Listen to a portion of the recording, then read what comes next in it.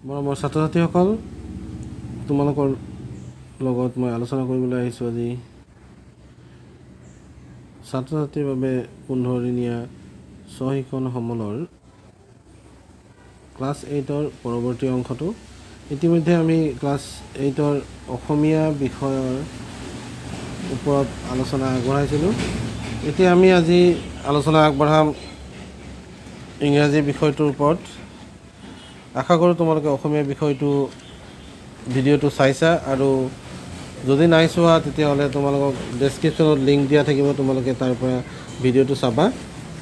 এতিয়া মই আহিছোঁ বিষয় ইংৰাজী বিষয়টোত আমাক কি দি আছে চোৱা। Subject English, lesson number 1, the prince of Pani Dihing. Activity 1ত আমাক দিছে, let's read the following to see what happens to the villagers which are located near rivers during the floods. The embankments are breached and the flood water enters into villages.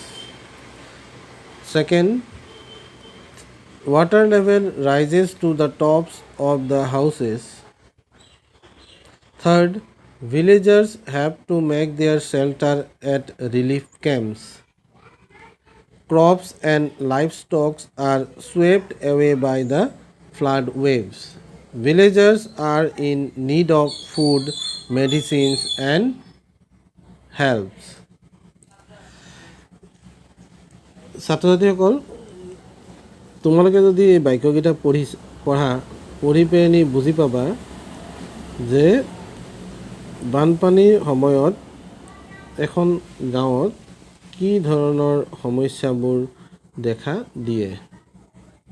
The embankments are breached and the flood water enters into villages.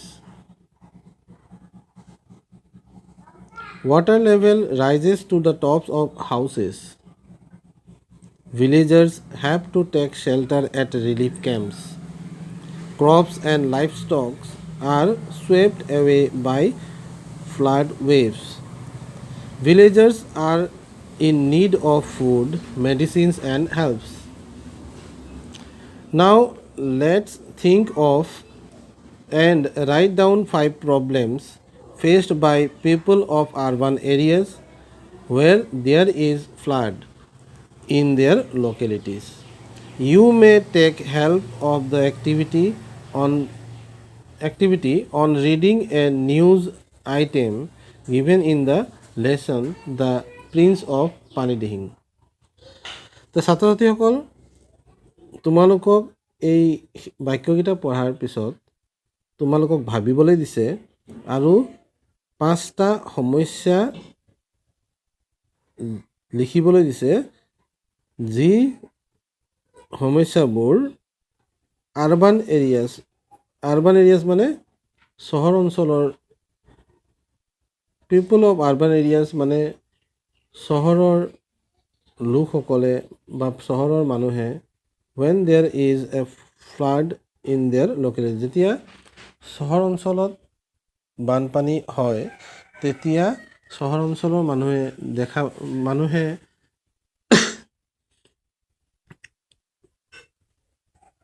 কি কি সমস্যাৰ সন্মুখীন হয় সেই বিষয়ে 5টা বাক্য লিখিবলৈ দিছে। আৰু এইটো কৰোঁতে তোমালোকৰ পাঠ্যপুথিত দিয়া প্ৰিন্স অফ পানী দিহিং এই পাঠটি পঢ়ি তাৰ পৰা তোমালোকে অলপ সহায় ল'ব পাৰা। এতিয়া class 8ৰ prince of Pani Dihing চাওঁচোন আমি অলপ। ছাত্ৰ ছাত্ৰীসকল চোৱাচোন, মই তোমালোকৰ কিতাপখনৰ পৰা পেজ নম্বৰ 13 উলিয়াই লৈছোঁ। পেজ নম্বৰ 13ত তোমালোকক দিয়া আছে, read the following, use the clues to write a summary of the situation of Pani Dihing to be published in the local newspaper, give a suitable title. তোমালোকৰ এইটো চুইটেবল টাইটেল দিয়া কথা হৈছে। আৰু তোমালোকক যিটো এক্টিভিটি দিছে, এক্টিভিটিত কিবা সমস্যাখিনিৰ কথা 5টা সমস্যাৰ বিষয়ে লিখিবলৈ দিছে। It rained heavily. Panic gripped our village. The embankment was breached. Villagers took shelter on housetops. Villagers from neighboring villages rushed to help. The civil authorities were also informed. No time rafts and boats were made ready. In no time rafts and boats were made ready. Hundreds of villagers were rescued along with their livestock. এতিয়া ইয়াত যিখিনি কথা উল্লেখ কৰিছে সেইখিনি কথাৰ পৰা তোমালোকে অনুমান কৰিব পাৰিছা চাগে যে চহৰ অঞ্চলত যদি বানপানী হয় তেতিয়াহ'লে চহৰ অঞ্চলৰ বাসিন্দাই কেনেকুৱা ধৰণৰ সমস্যা সন্মুখীন হ'ব পাৰে। নাও if you really want to write the problems of urban areas or people of urban areas, they mainly face problem of shelter. যেতিয়া ধৰা চহৰ অঞ্চলত বানপানী হয় তেতিয়া যিবিলাক ওখ ওখ অট্টালিকা আছে অট্টালিকাৰ মানুহবোৰৰ কাৰণে বহুত বেছি অসুবিধা নহয়, কাৰণ তেওঁলোকৰ ৰুমবোৰ শ্বিফ্ট কৰি লয় ওপৰলৈ, থকা মেলাৰ ওপৰলৈ কৰি লয়। কিন্তু যিবিলাক ধৰা স্লেম এৰিয়া আছে, স্লেম এৰিয়া মানে সৰু সুৰা ঘৰ যিবিলাক থাকে, জুপুৰি ঘৰবিলাক থাকে, তাত কি হৈ যায় পানী হৈ যায়, আৰু পানী হোৱাৰ ফলত কি হয় মানুহে থাকিবলৈ ঠাইৰ অভাৱ হয়। That means one of the problem they face is the lack of shelter. তাৰমানে first you can write they will face the problem of shelter. তাৰপিছত তেওঁলোকে কি সমস্যাৰ সন্মুখীন হ'ব, তাত খোৱা পানীৰ অভাৱ হ'ব, problem of drinking water. You can write second one, they will face the problem of drinking water. They will face the problem of fooding. Okay, চহৰ অঞ্চলত আৰু এনেকুৱা ধৰণৰ সমস্যা আছে যিবোৰ তোমালোকে ভাবি উলিয়াব পাৰা। আৰু এইটো নহয় ছাত্ৰ ছাত্ৰীসকল, আৰু এইটো নহয় যে মই কোৱা কথাখিনি তুমি লিখিব লাগিব। ইউ কেন থিংক ইয়ৰ চেল্ফ, তোমালোকে নিজে ভাবিব পাৰা যে বানপানী যদি হয় তেতিয়াহ'লে কেনেকুৱা ধৰণৰ সমস্যাৰ সন্মুখীন আমি হ'ব পাৰোঁ। Okay, try to think and find out some problems which can be faced by the people of urban areas during the flood. Okay, তেওঁলোকে আৰু সমস্যাৰ সন্মুখীন হ'ব পাৰে, তেওঁলোকৰ বেমাৰ আজাৰ হ'ব পাৰে, হয় নহয়, তেওঁলোকে মেডিচিনৰ অভাৱ পাব, তেওঁলোকৰ খাদ্যৰ অভাৱ হ'ব, সেইটোতো মই কৈছোঁৱেই, তেওঁলোকৰ মেডিচিনৰ অভাৱ হ'ব, কাৰণ জ্বৰ হ'ব, বিভিন্ন ধৰণৰ ৰোগ হ'ব পাৰে, পানীৰ পৰা হোৱা বিভিন্ন ধৰণৰ ৰোগ তেওঁলোকৰ হ'ব পাৰে, তেওঁলোকৰ সহায়ৰ বহুত আৱশ্যক হ'ব। তোমালোকে 5টা বাক্য লিখিব লাগে, তোমালোকে নিজেই লিখিবা।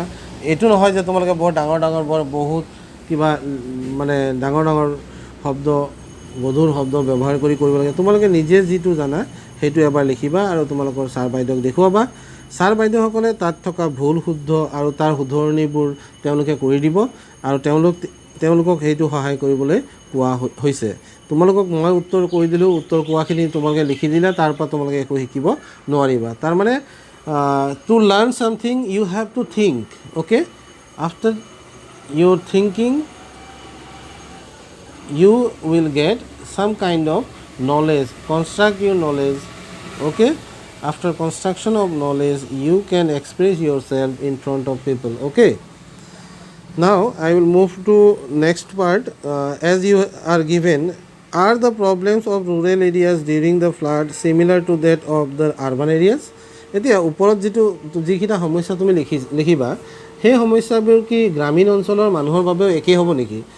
তো সাধাৰণতে একে নহয়, কাৰণ গাঁও অঞ্চলৰ থকা খোৱা মেলা এইবিলাক আৰু গাঁও অঞ্চলৰ কথা বেলেগ। গাঁও অঞ্চলৰ মানুহৰ কিন্তু নিজৰ সমস্যাটো সমস্যা, আৰু তেওঁলোকে বিভিন্ন জীৱ জন্তু পালন কৰে বা পোহে, এই জীৱ জন্তুবোৰক লৈও তেওঁলোকৰ সমস্যাৰ সৃষ্টি হয়। গৰু হওক, ম'হ হওক, তাৰপিছত তোমাৰ কুকুৰা চৰাই, তাৰপিছত হাঁহ পাৰ, এই বিভিন্ন ধৰণৰ পশুধনবোৰ বানপানীৰ সময়ত কি খুৱাব, ক'ত ৰাখিব, এনেকুৱা ধৰণৰ সমস্যাবিলাকো গ্ৰামীণ অঞ্চলৰ মানুহে সন্মুখীন হ'ব লগা হয়।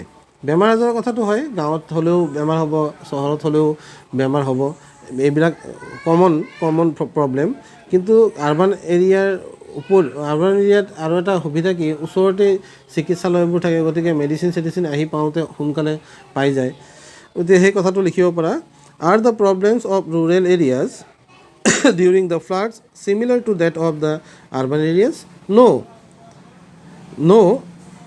ন' বুলি ডাইৰেক্ট লিখি দিলেও এটা কথা ভাবিবলগীয়া যে ন' বুলি কৈ দিয়াৰ লগে লগে গোটেইখিনিতো নোহোৱা হৈ যাব তো তুমি কি কৰিবা ন' বুলি ক'বলৈ যাওঁতেও তুমি তাত এটা যুক্তি ৰাখিবা are the problems of rural areas during flood similar to that of urban area তো not always some problems are common in both urban and rural areas but people of rural areas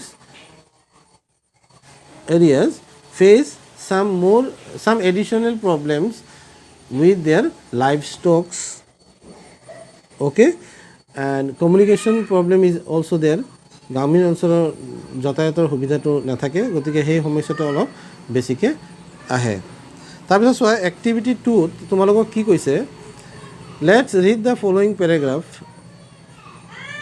it rained heavily all week the swelling water of Brahmaputra continued rising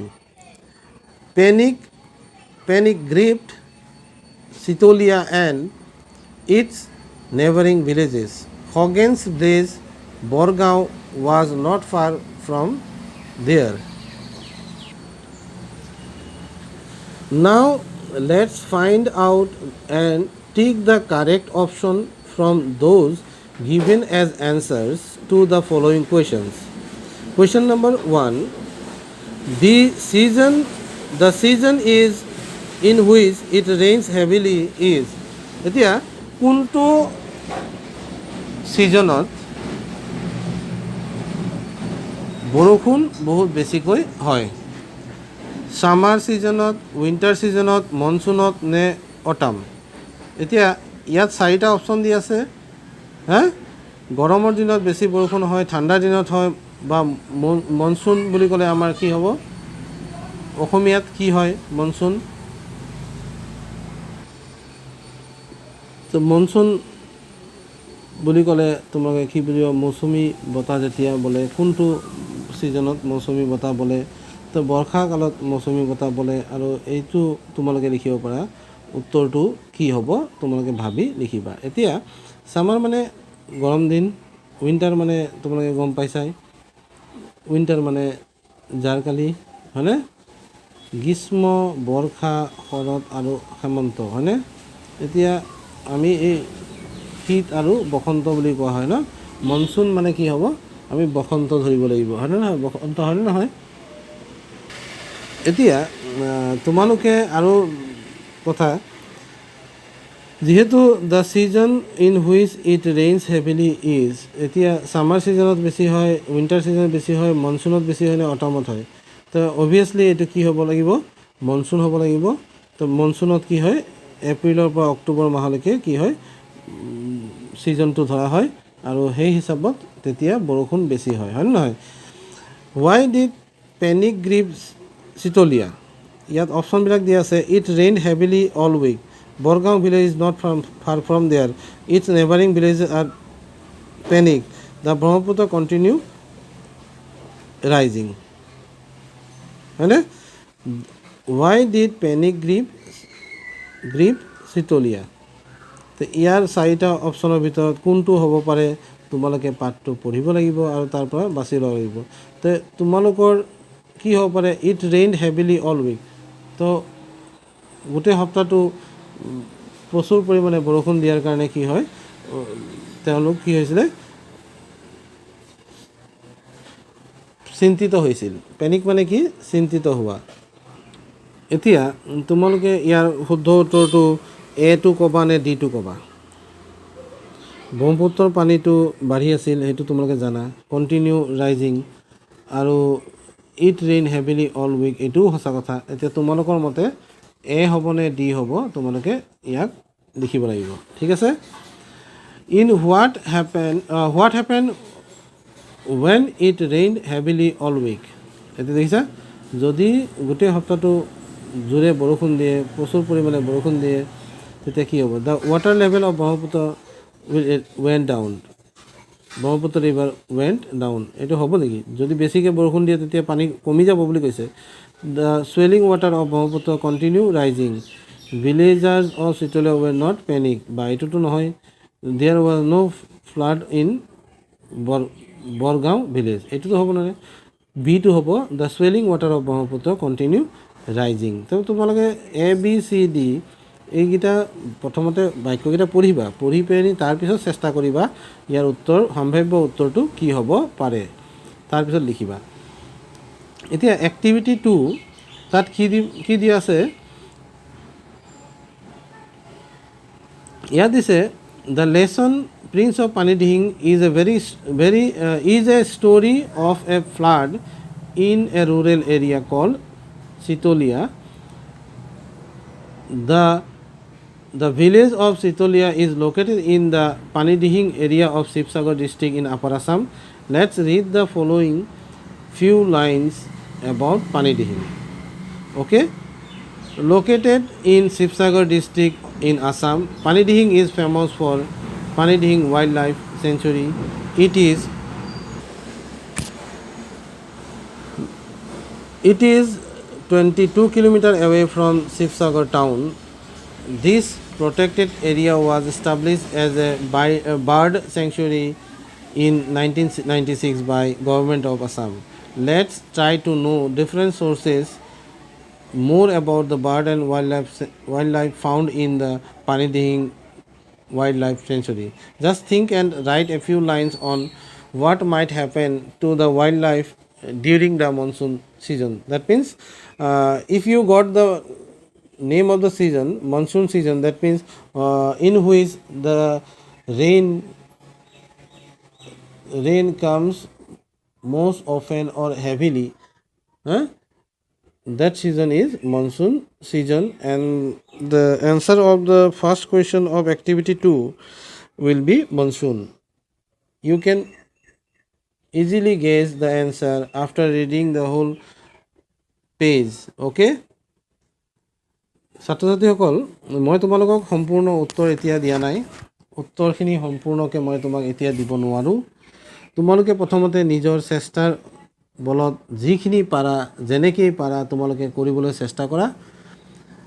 তোমালোকৰ 20 তাৰিখ, প্ৰায় স্কুলবোৰতেই 20 তাৰিখে তোমালোকক মাতিছে, আৰু 20 তাৰিখৰ দিনাখন ছাৰ বাইদেউসকলে তোমালোকক হয়তো তোমালোকে লিখা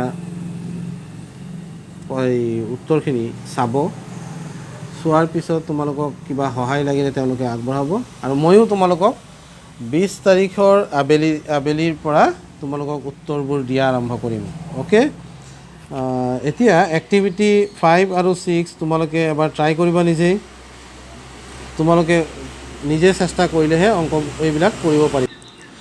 আৰু যদি তোমালোকৰ এই মই আলোচনা কৰা বস্তুকেইটা ভাল লাগিছে, বিষয় আৰু ভিডিঅ'টোৰ পৰা কিবা লাভ হয় বুলি তোমালোকে ভাবা, তেতিয়াহ'লে তোমালোকে মোৰ চেনেলটো ছাবস্ক্ৰাইব কৰি ল'বা, আৰু পৰৱৰ্তী সময়ছোৱাত মই তোমালোকৰ এই উত্তৰবোৰ আগবঢ়াবলৈ চেষ্টা কৰিম।